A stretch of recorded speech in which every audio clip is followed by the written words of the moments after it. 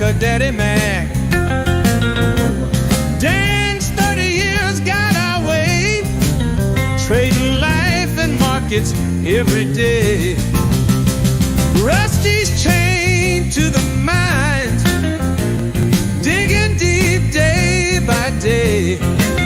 But when Option Omega releases new features, he's free to come out and play. Option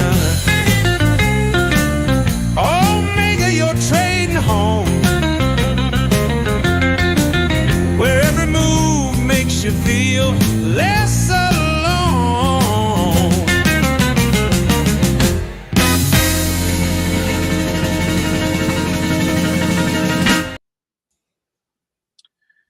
Matt, good morning. Would you say that we all want to be Superman, but Superman wants to be us? Oh, that's so simple. I got to think about it for a minute. I'm going to be honest with you. I've seen most of the comic book movies. I don't think I owned a single Superman comic. I was not an OG comics kid. The only comics I was into were Star Wars comics. I think you're right, though. I think listen, is that a motif of not just Superman, but many of the superheroes? Especially when you start getting into some of these more esoteric mutant powers. A lot of them, it's about identity, right? They want to be, not that they hate their powers, but they want to be accepted, right? Identity and acceptance. A common human struggle, Troy. What do you think? Well, I just saw that on NPR. That was an article. That's a real article from someone who makes money as a living. Well, you kind of inferred that because it was on NPR. So yeah, you know what I would do? This is a side note. I've always, if I ever ran for president, I would only exclusively do interviews with NPR. So you can hear the voice. That's exactly. This is NPR. That's exactly right. This is not on NPR. They are, and I would do that, but then I would do it because I always kind of secretly liked NPR's like gentleness, but then 2, it would be a massive troll because people be like, why do you do that? Be like, well, they're state funded TV. I mean, this is what every government does. It's National Politburo Radio. Yeah, it's national radio. Anyway, politics aside, I hope everybody's doing well today on this beautiful Thursday. Welcome to the OO show on Thursday. This is Troy and Matt. I'm Troy McNeil. That's how Steve Inscape says it. Would you be more Nina Totenberg or Steve Inscape? It's been so many years since all I remember is the voice. We're losing our international audience. Listen, just a quick, here's what we're doing. We're taking a laugh. There's this radio station in the US called NPR. It's a public radio station. It's a hot potato issue, even though not a ton of people listen to it because it's partially government funded. So there's a lot of discussions about bias. What Troy and I are joking about is the way it's just very over the top, the way they talk. And it's this almost hypnotic / drugged quantity that the host, they talk like this, and it's like a meme. So that's what we're doing. It might not be funny that we explained it, but if you just Google NPR radio voice or listen to some shows, you'll get it quick. So it's and I listened to it in the radio for a long time because I didn't have any. I just had a CD player. So about 4 p.m. I was like, I'm gonna listen to the radio. But it's a funny show. I enjoy their tone is just very different from cable news, which is funny to me. So a shout out. I'm just a shout out myself real quick this morning. Hopped on. It's okay. Shout yourself. Yeah, it's a shout out yourself. I woke up this morning and I'm gonna be honest. I got my daughter to go upstairs to my room because I was too lazy to walk back upstairs. I said, grab me a sweater. Papa's feeling a little chilled this morning, even though it's 90 degrees outside. Mm. And I'm gonna be honest, that's a good look. That's a good look. That little polo in the background. Sweaters are iconic. Yeah. And layers are Lindy. I mean, Yeah. people have been layering for years, Troy. So I'm gonna there's a good chance I might end up on some sort of wooden yacht by the end of the day. If a sweater was okay for Fred Rogers, it's okay for you. It's okay for us all. That's right. So Matt, tell me this week about how you've lost a lot of money. I don't think I've lost a lot of money. But is there something I don't know? Tell me how my trades at this morning. Is this a comment on futures? What is going on in the futures market? Are they down 400 points? No, they're just down 3 points. Tell me 7 points. Tell me about how Would you talk about long Vega trades having a tough week? Is that where you're going with this? Tell me about how you're reevaluating and you don't want to do DCs anymore. I'm not. I'm not reevaluating. I'm not reevaluating anything. I'm looking for maybe a few better entry and exit tweaks. You know, maybe tweaking a few things here. They're very, very micro. I'm not reevaluating anything. I'm not sure why I like. Well, I joke primarily trade DCs. They've been everybody does this every time. Yes. Oh, well, I mean, listen, this was a massive vol crush. It's been 2 months since we've had a vol crush like this. I think about 2 months ago. But in retrospect, what was actually helpful for me was going through the dysfunctional vol environment around the election, because I saw DCs do things that I didn't think were possible. And then in the wake of people saying they were broken forever, or we were accused on a YouTube video of breaking DCs from a I mean, please go like and subscribe our videos. I think this video had smash that like button. Hit that smash that like button. We're moving the market with one back test of DCs that was showed over like a 10-year time period or something. I don't know. Here's what I'm saying. DCs are all about the vol environment. They're all about several things, actually. They're about movement as well, but they're about vol environment. And when you have the vol, we're in the 15s in VIX. And I think when a lot of these DCs got put on, they're on, what were we on, in the 18s, 16s? I don't know, somewhere. I mean, higher than we are now. And so yeah, that's just not going to be great for DCs. Here, I can look here. So on Monday, we were close. We were mid 18s VIX on Monday. When you go from mid 18s to a 15 handle, or we're around 16 now. I mean, that's not good for trades where you want sticky VIX, where you want that Vega. So I mean, how big was the vol crush? I'm smoking 2 cigars. There it is. I'm smoking 2 cigars at the same time. That's how much of a vol. But no, I mean, I think it's been a least. I mean, here's the thing. I say this a lot.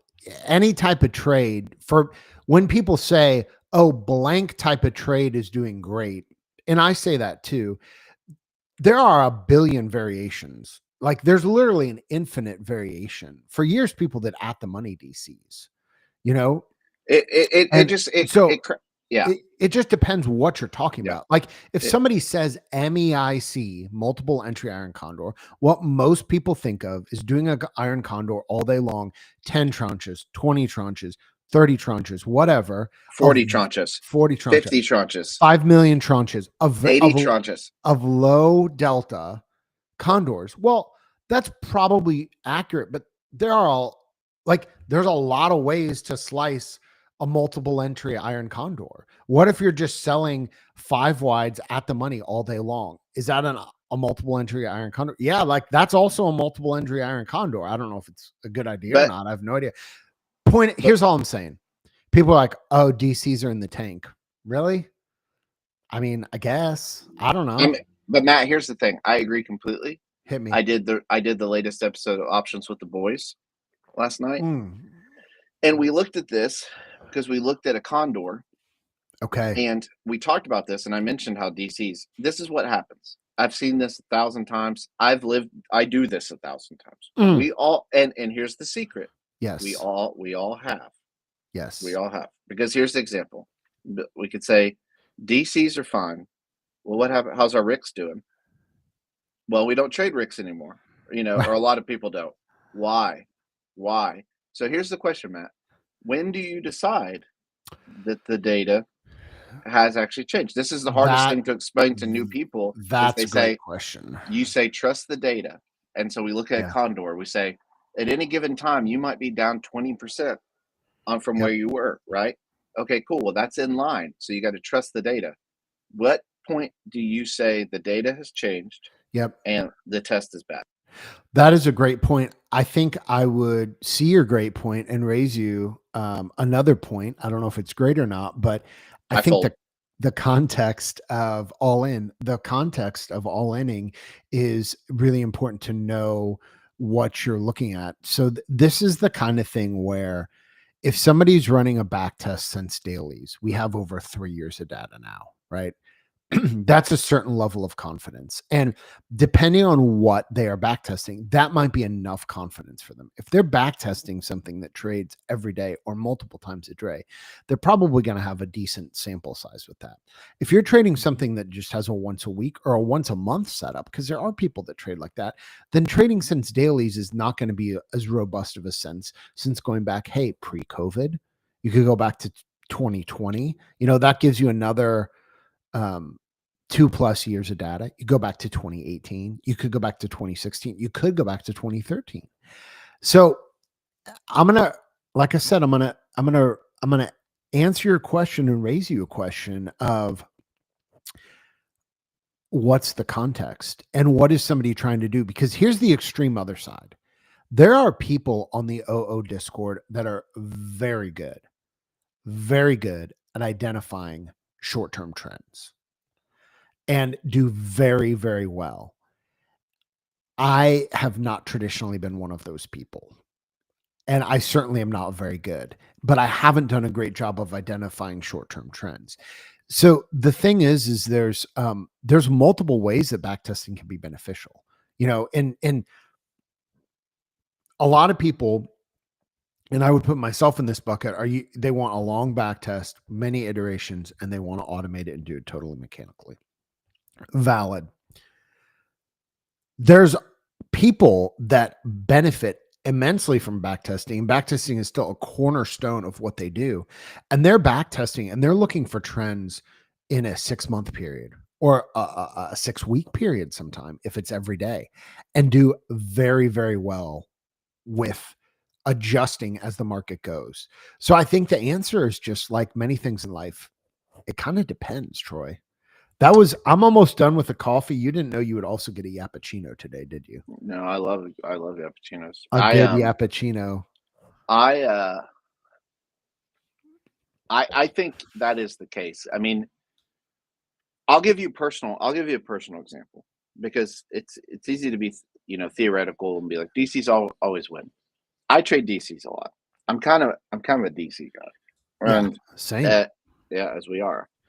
And I have a lot of confidence in the DC tests that I have. Yeah. But there are times where they get just absolutely crushed. And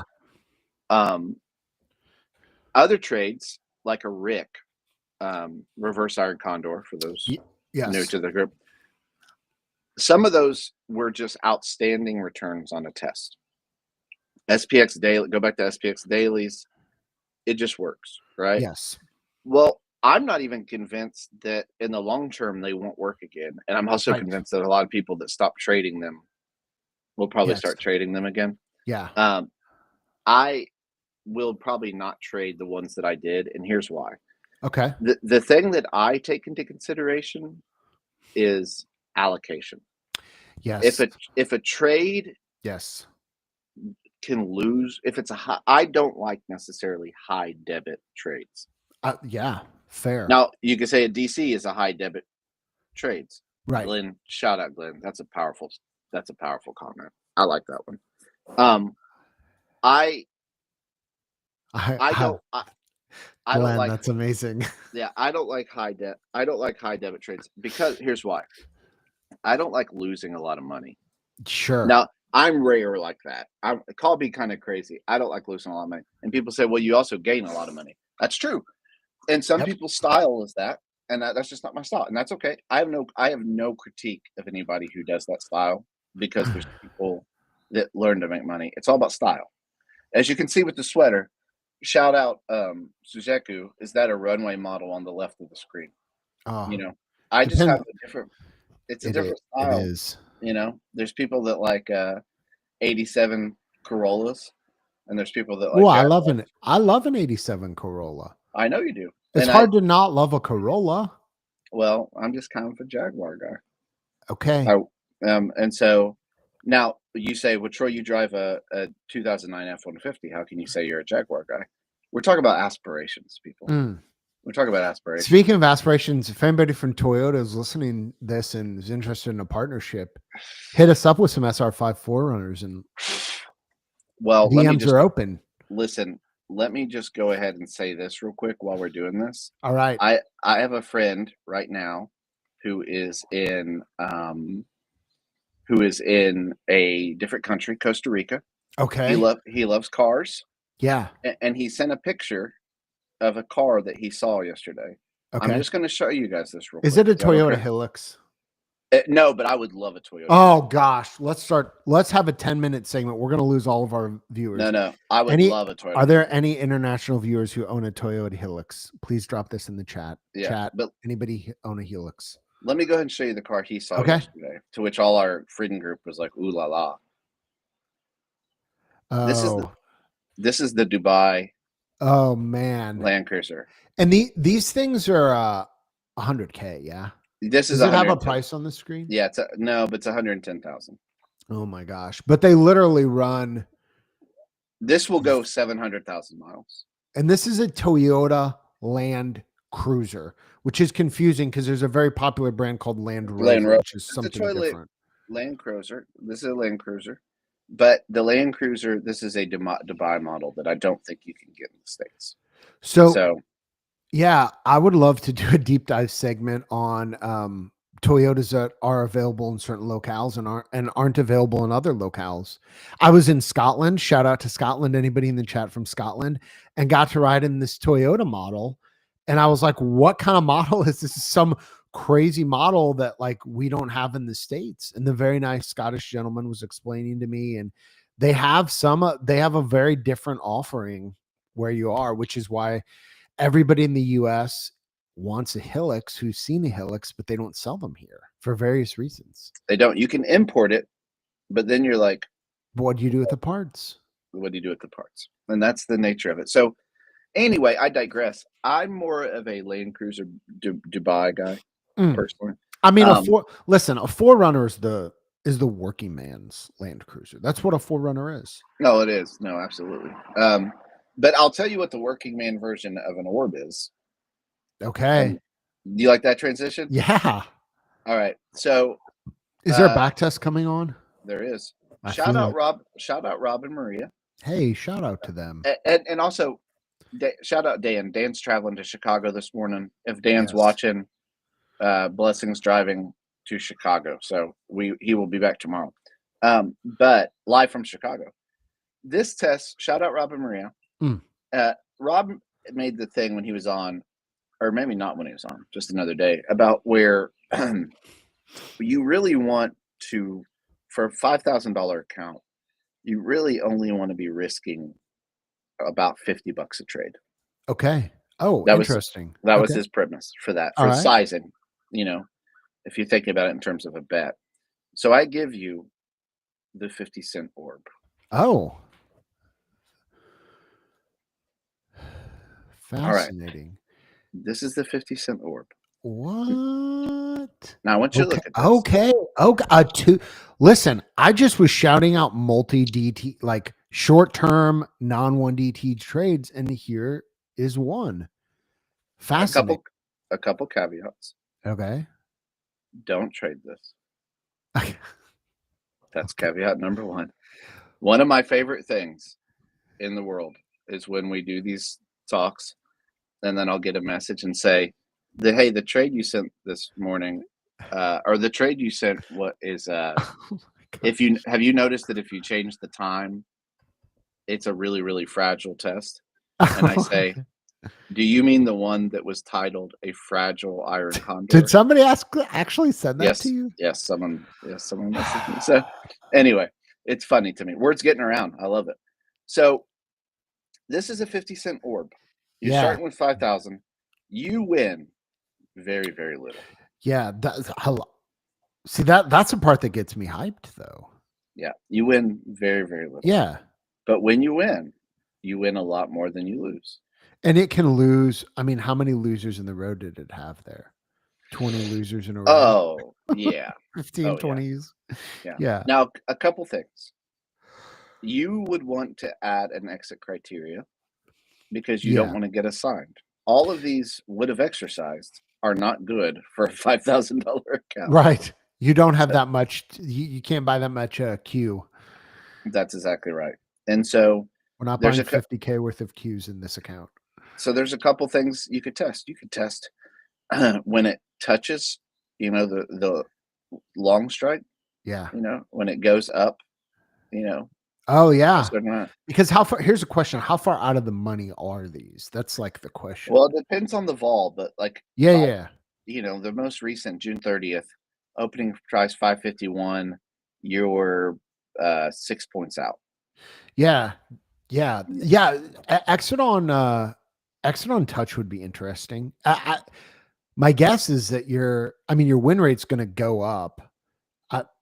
My guess is you're cutting the winners short, though. You need those big 5, 6 X winners, and then the occasional 10X. That's like a 12X winner there. That's right. just my guess without looking at it. That's right. And so you would have got, here's a big one, 407. You're 5 points out, and it goes another 9 points in the money. Right? That's a big winner for a 50-cent debit, Yes. And so I would, I would love to get Robin Murray, because Rob sells premium. Yeah. What was the thing he was talking about? The money, the underdog money dog line? Bet the he bets the money line dog. So I think money line dog. So that's the in a game you can, bet on a million things that I don't understand. But I think what he's saying is you just bet on the team that's supposed to lose, but you're just taking the money line. You're not doing a fancy bet. You're just doing, I'm betting the money line, but I'm not even saying it right. Chat, you can correct me. But I think that's what he's saying. He's betting the money line on the underdog, the money line dog. Right? I think that's right. I think you're just betting the money line on the underdog. I actually think this is probably as close to a money line dog that you could get. Dude, that's an interesting question, because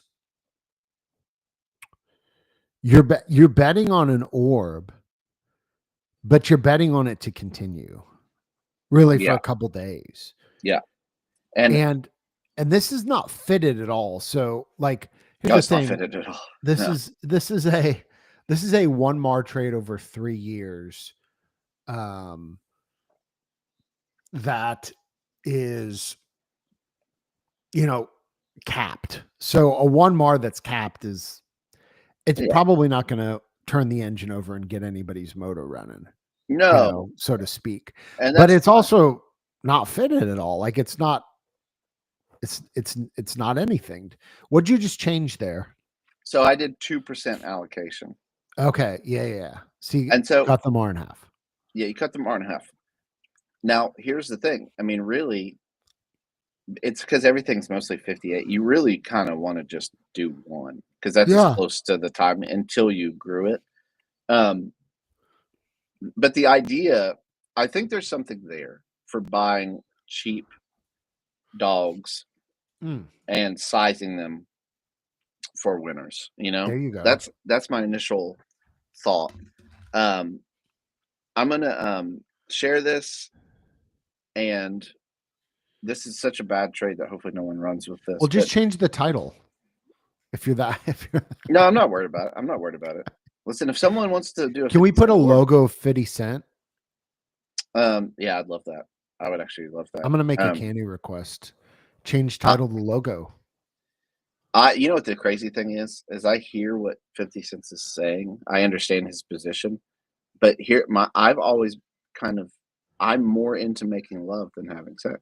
He got shot 9 times. Yeah. Anyway, so I think this is this is not a great trade, but I think the idea is interesting because I like the idea of a multi DT Rick for sure.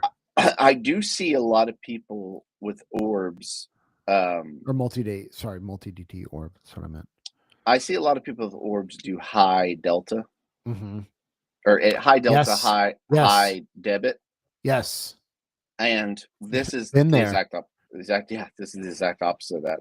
I mean, and again, talking about strategy trading, if I could get this to a 2 mar or 3 mar, yeah, I'd be really interested in trading this compared to some of the orbs I've seen, because again, style wise, there is nothing worse in the world than putting an orb on at 10:30 or 11 or 11:30. Yeah.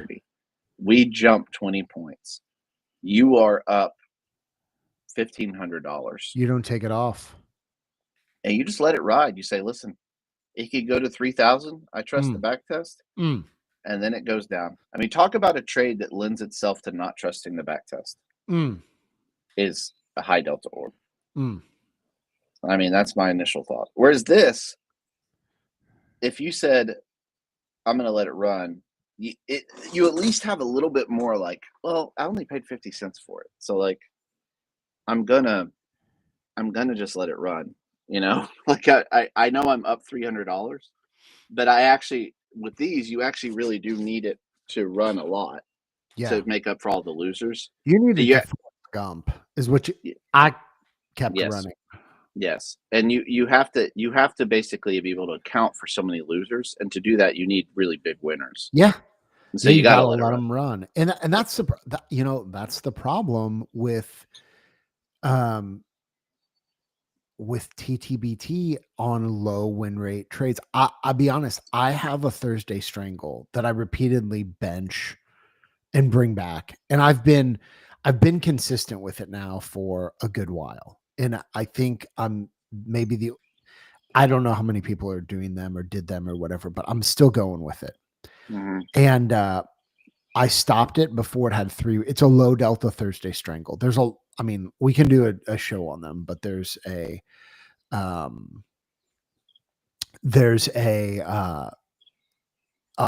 of ways to backtest it. So it loses most of the time, nearly all the time, but the winners can come in chunks. You know. Yeah. TS, great question. How do we know they do well? I imagine you're talking about backtests in general. There isn't a lot of transparency on the Discord, a lot of chest pounding. Well, I will say the internet is a terrible place. Shout out internet. And it's a place where we all kind of want to, this is the psychology of Discord in my mind. This is, we're about to have a little psychological session here. What happens in a Discord, on any given Discord, Option Mega, I'm in a couple different Discords, see it every day.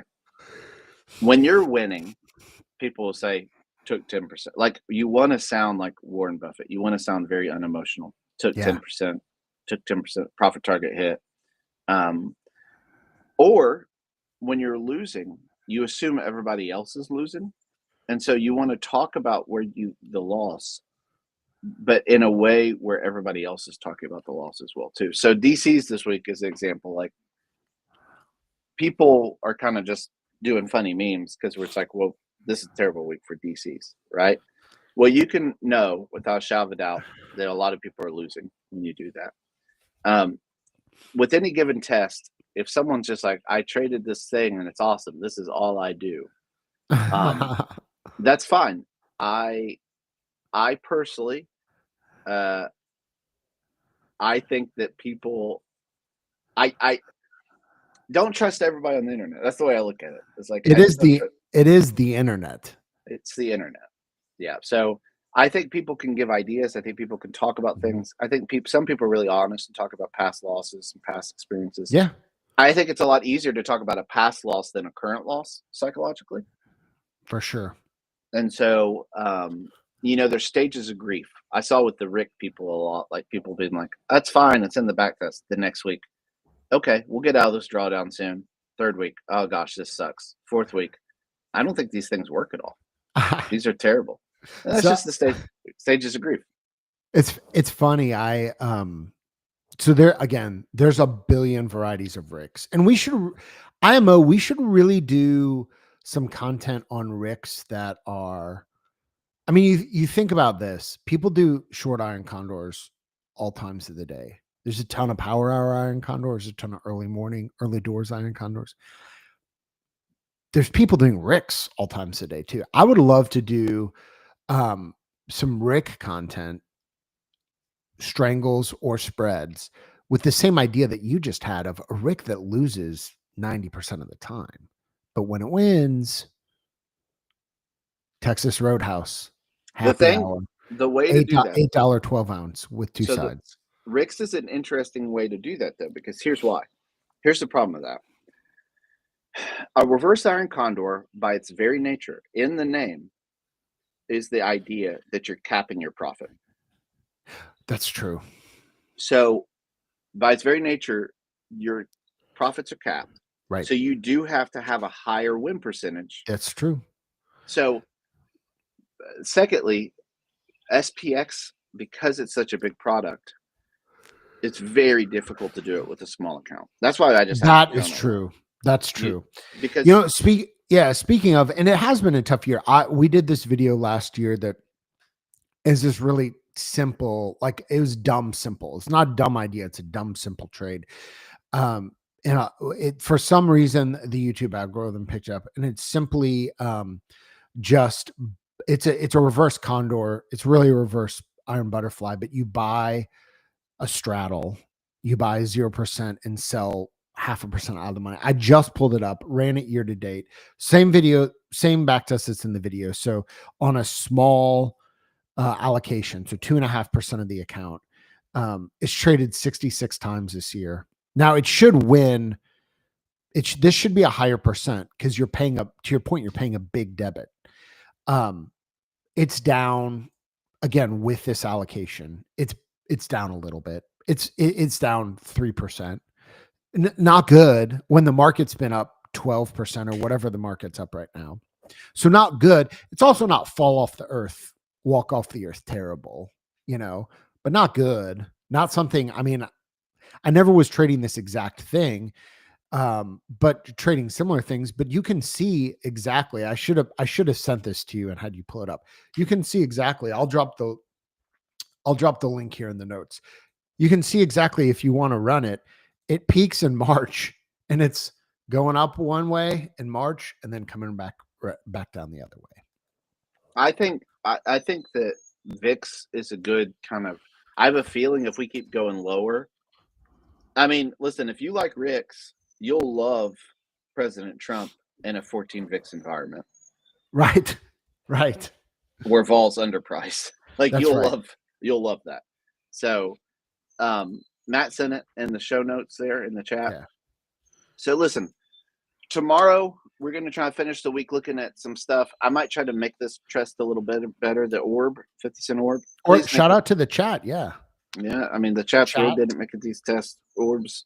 This will be a fun one because unlike the one we looked at earlier this week, you could test different times. I don't think time is as sensitive with these long gamma trades sometimes. So that's my theory. So it'll be fun. Tomorrow also is Friday, and it's Friday, and we've got to get down on Friday. And this is why. Friday. Some would say I'm in love on Friday. This is why, because Friday is fun. I don't like mentioning, no shade to the people that the songwriters or the lady who sung "Gotta Get Down on Rebecca Five." Black. Rebecca Black. Rebecca Black. I wasn't going to say the name, but I do want to shout out The Cure.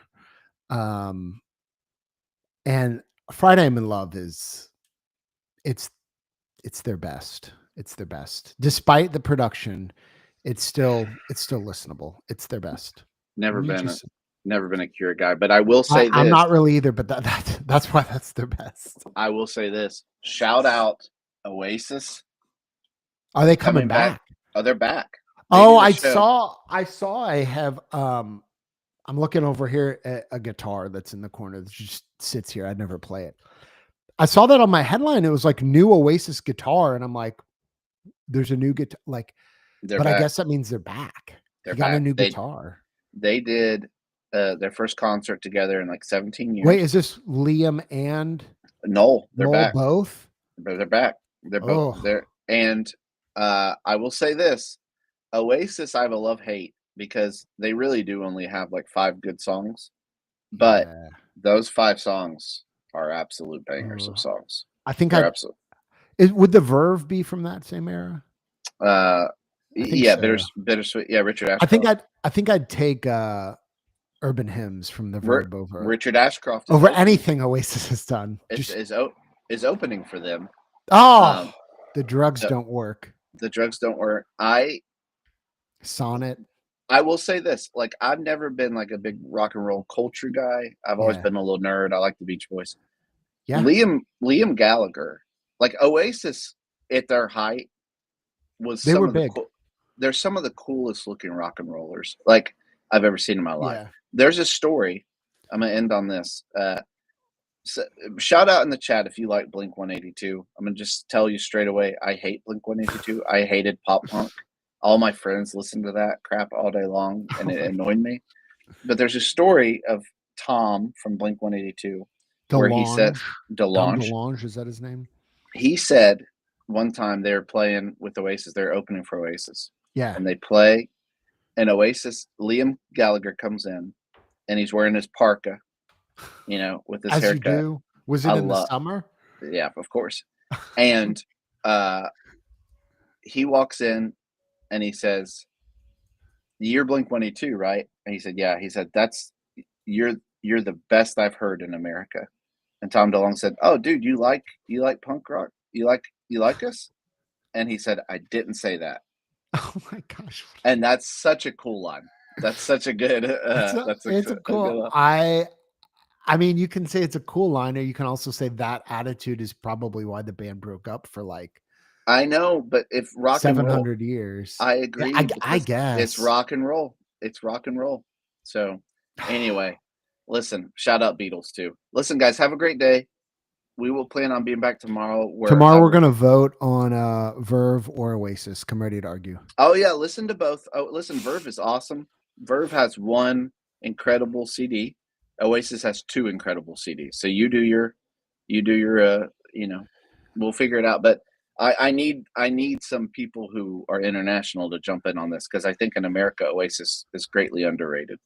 Yeah, I'll just say my vote earlier. I already said Urban Hymns. I didn't even mention Bittersweet Symphony. I said Drugs Don't Work, Sonnet, Velvet Morning, Lucky Man. Yes. Those 5, I would put those 5 that I had to Google one of the song titles, but the other 4 I knew off the top of my head. Those 5 I'd put against any 5 from Oasis. Fight me. Richard Ashcroft, also one of the coolest dudes I've ever seen. So listen, England 90s rock was about the coolest people in the world. So anyway, listen, have a great day. Shout out to Oasis. Shout out to Richard Ashcroft. Shout out to Dan Sheridan. Shout out to 50 Cent Orbs. Shout out to Thursday Straddles. Shout out to 50 Cent.